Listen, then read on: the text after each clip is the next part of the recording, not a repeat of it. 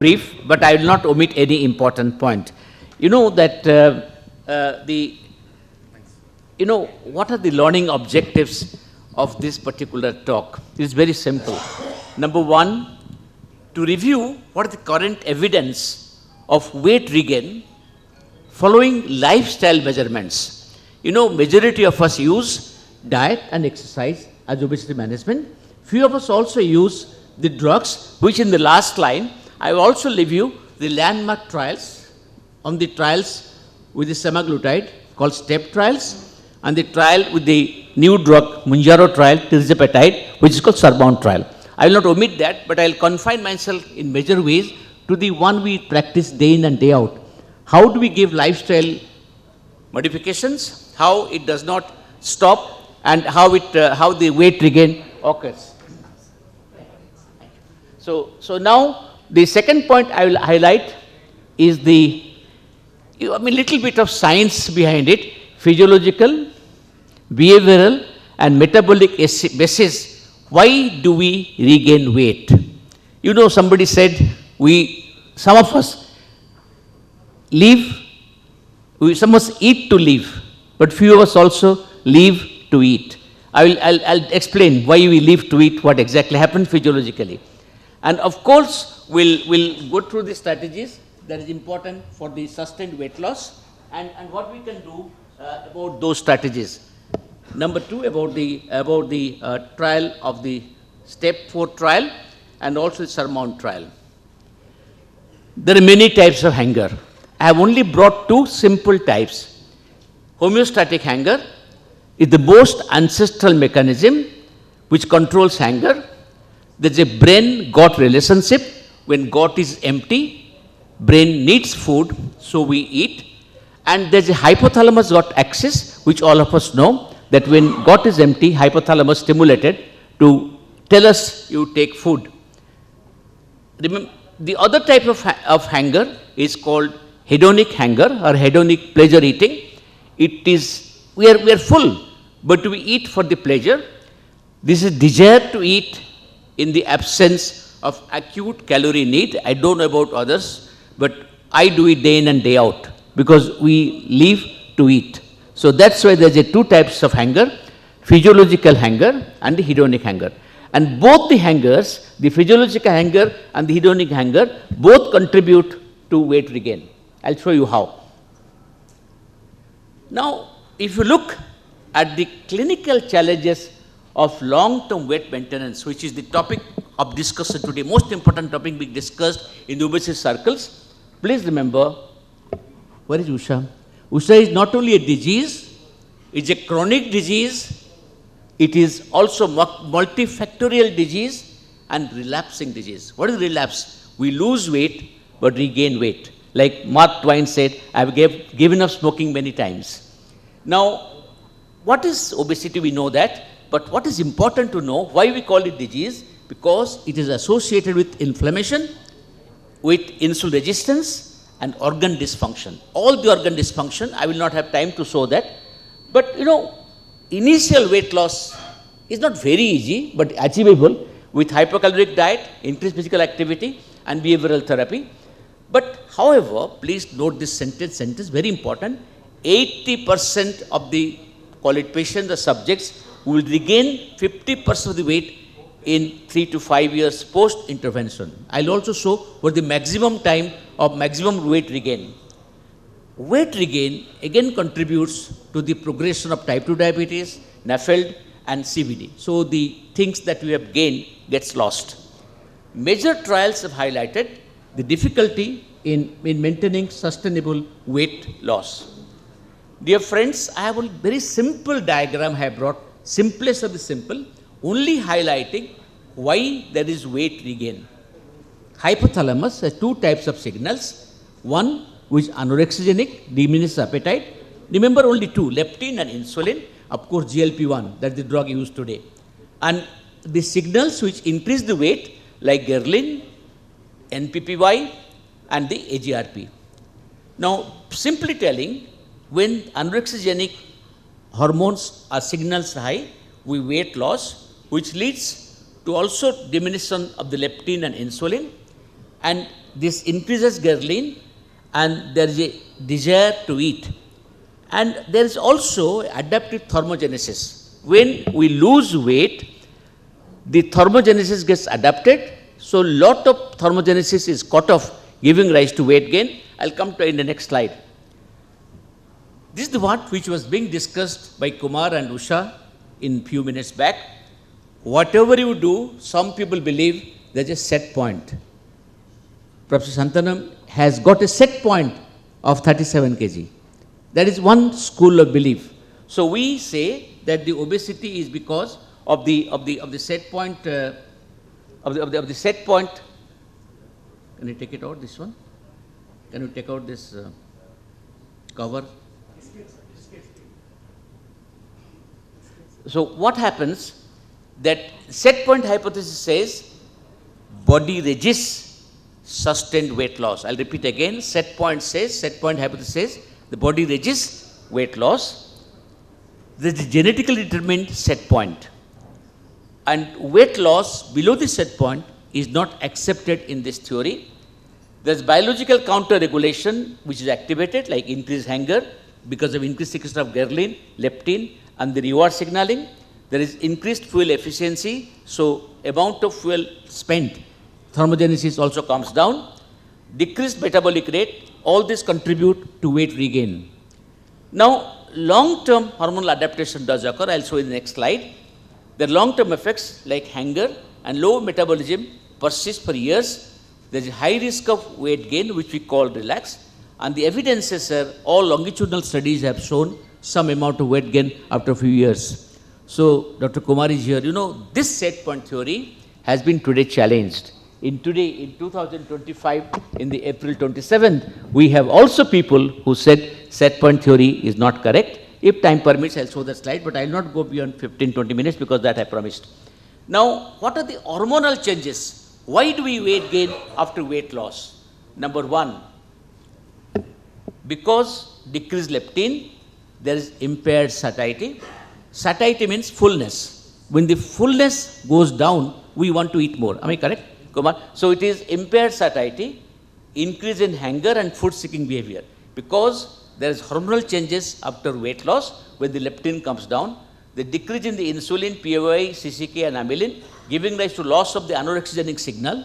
I told you hypothalamus, anorexigenic signal, reduces food intake. So the food intake, ghrelin increases, promotes visceral adiposity, may increase appetite, insulin resistance, and persistent hormonal adaptation. Changes persist 12 months post-intervention. Therefore, this also contributes to weight regain. Now, metabolic adaptation to body composition, this I was talking the 2 slides back. Adaptive thermogenesis, decrease energy expenditure beyond what is expected to reduce body size. So, body itself adapts to reduce the energy expenditure. So, it adapts to keep the energy in the body and gain in weight. I will not go to NEAT a bit, but you know all about the TEF and NEAT. They all play a role in this set point hypothesis. There are also some non-biological drivers. We cannot, dietary adherence declines over time. You cannot take the same diet for a number of years.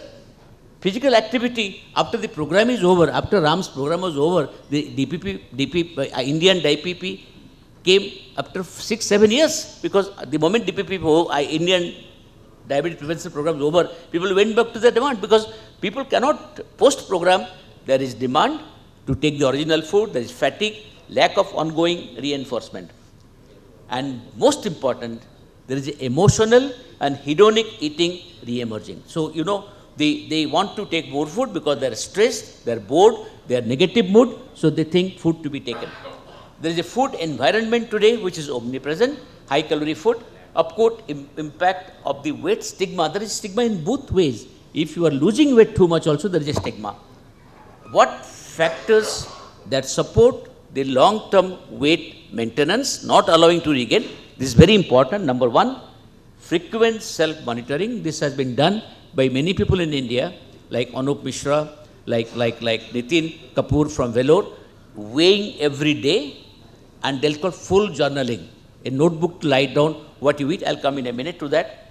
And ongoing support by the doctor, as Usha said, by the obesity counselor, and also by the peers. And number 3, realistic goal setting. You cannot go back to what Professor Santanam has sitting here. We have to have a realistic goal to achieve, then the weight regain will be minimal. Now you see, I will bring 4 trials, then 2 more trials, 1 slide each, and done with that. Now you see that these are the 4 trials which were centered around energy negativity by the extending calorie. Everybody knows the REC trial. I'll just show what prevented the regain in the weight. 2-year RCT, 332 overweight adults randomized to low fat diet. They take Mediterranean diet and they took low carb diet. Initial results, low carb diet adults showed greatest weight loss and Mediterranean diet showed best long-term adherence. I'll give it again. Low carb diet was the greatest weight loss, but when Mediterranean diet, it was the long-term adherence.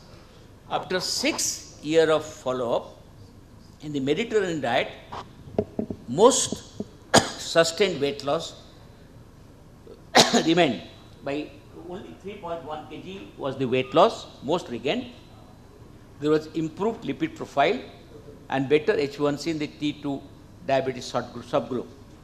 Now, what was the secret of Mediterranean diet? The secret was the key drivers to prevent regain of weight was the diet quality. The diet quality was centered around 25% protein. Now, not keto diet. I'm not talking of keto diet with the loss of your, loss of vitamins, all that. But keto diet, not keto diet, 25% protein. And you know, implications were the macronutrient. Please watch the words. Macronutrient composition can influence the compliance and the metabolic outcome. See, if one wants to have good compliance, good outcome, one should have probably from this study, adherence and the diet quality is possible to the type of diet that we are taking, mainly Mediterranean diet, fruits, legumes, things like that, and also the increased protein 25%. Now, if you look at the second study, only 1 slide for each study, that's called Look Ahead study, more than 5,000 overweight obese patients with type 2 diabetes, intensive lifestyle program versus diabetic support with the educator. Findings, 1 year weight loss was 8.6% in the lifestyle arm and 0.7% in control expected. At 4 years, 4.7% net weight loss, 50% regain, more than 50% of the initial loss of weight at the end of at the end of year 8. There was improved quality of life, increased mobility, A1C reduction, but no CV event reduction. Now, but what does it mean? It means you have an intensive program like Look Ahead, it works, but requires continuous contact for long-term success. That means you must have resources built in to provide the support for long-term. So Look Ahead Research Group but reported this in 2020 Lancet that if you want the weight regain to be less, you must have lot of support by the doctors, by the counselors, by providing frequent visit to the house, weight gain. You know, lot of effort has to be made, and that is important. The third study is the Diogenes study, where the macronutrient composition was high, as I told you, that weight regain, multicenter 8 country RCT, 938 adults, low calorie diet, lost 8% of the body weight, randomized to 5 maintenance diet, high versus low protein, one was 25% protein, next was 13%, high versus low glycemic index, result high protein, low GI diet showed least weight regain. So I'll just stop here for this slide, that high protein, low GI diet could improve, could prevent the weight regain. So therefore, what is important is to give the proper diet after the weight loss. The last study is the called calorie study, calorie restriction and metabolic adaptation. 2-year RCT, 25% calorie restriction in non-obese adults, assessing safety and physiological impact. It was found that it supports the concept that maintenance of weight requires more than continued restriction of food. It's only restriction of food for continuing for eternity is not possible. What it needs, it was persistent reduction beyond weight loss expectation, leptin, T3, insulin level. So in the healthy individuals, these things, continuous operations, continuous remission can be prolonged by taking care of many other factors beyond only restricting food. Now, what does weight gain, when does the weight regain begin and peak? Now it has been shown in 29 long-term studies, a meta-analysis, 40 to 50% of lost weight is regained by 1 year, 40 to 50%. By 3 years, regain reaches 70%, by 5 years, 80%, and some of them return to baseline also. This weight regain is not linear, but if you have early regain within the first 3 months of stopping your diet or exercise, then the regain will be very high, I will not go to the factors, but I will just describe that what protects regain is biological predictors like greater initial weight loss. Number 2, behavioral factors, psychological factors. There are some protective factors centered around self-monitoring, early weight stability, and some environmental factors. If you do not have social support, we have a lot of work-life stress, etc., the weight regain occurs early. Therefore, summary of the evidences so far, weight regain is common and expected. So therefore, biological defenses start early but continue post-intervention very much.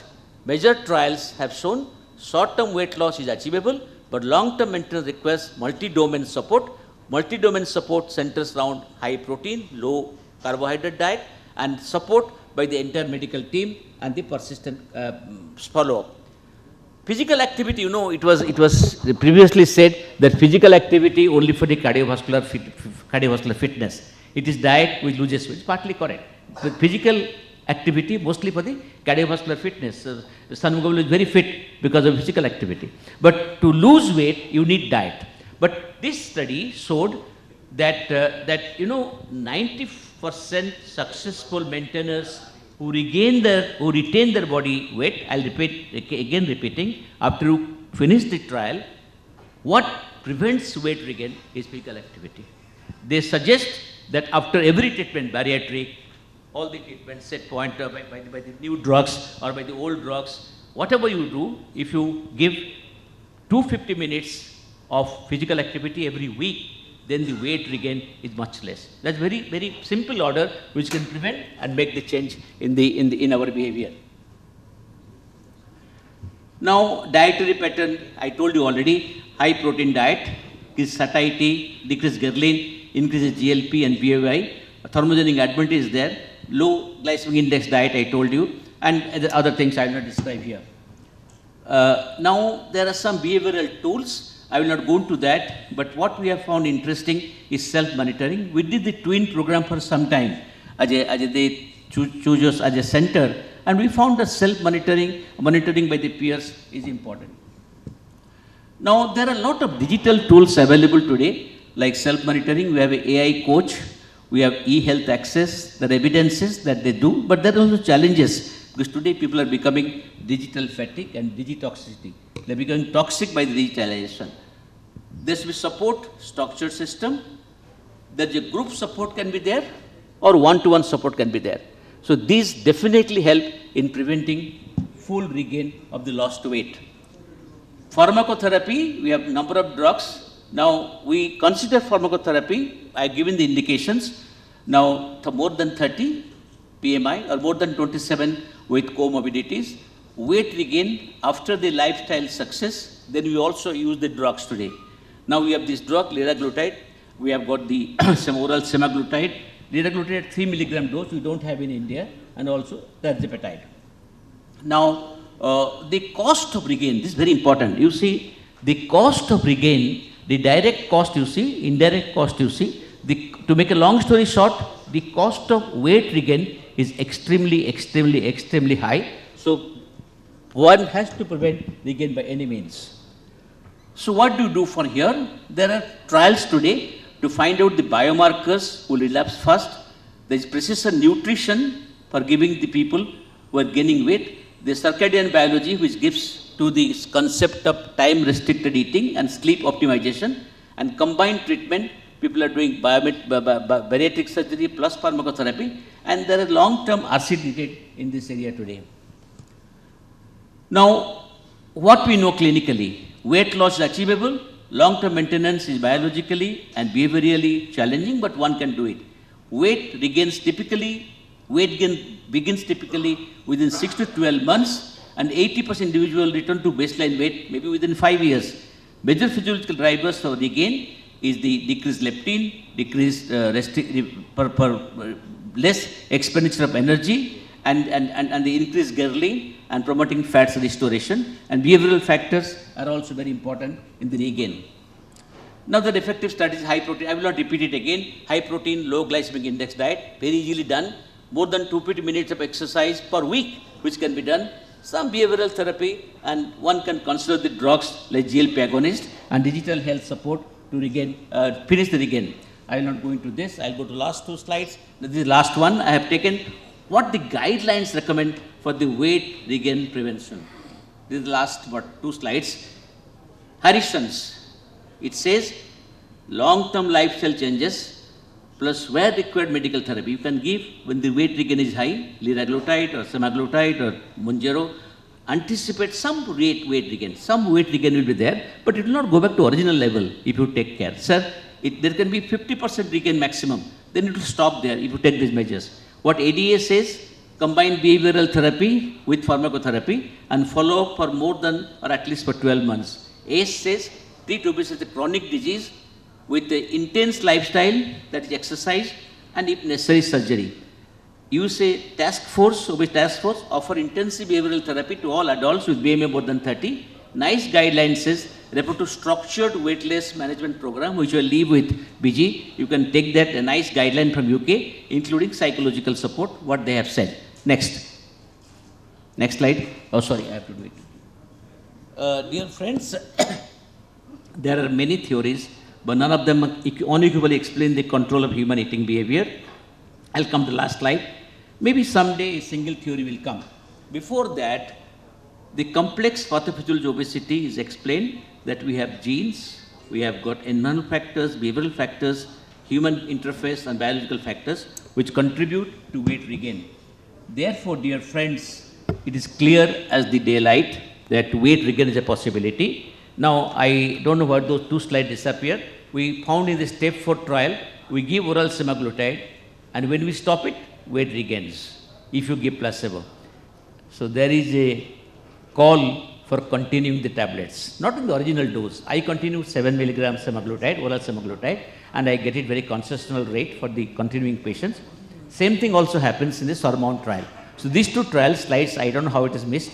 One is the oral semaglutide step 4 trial and the Surmount trial. Both have shown if you stop the drug, go to placebo, weight can regain. But if you continue the dose in a much lesser dose, you can even continue to have further weight loss. Thank you very dear friends, and thank you, sir.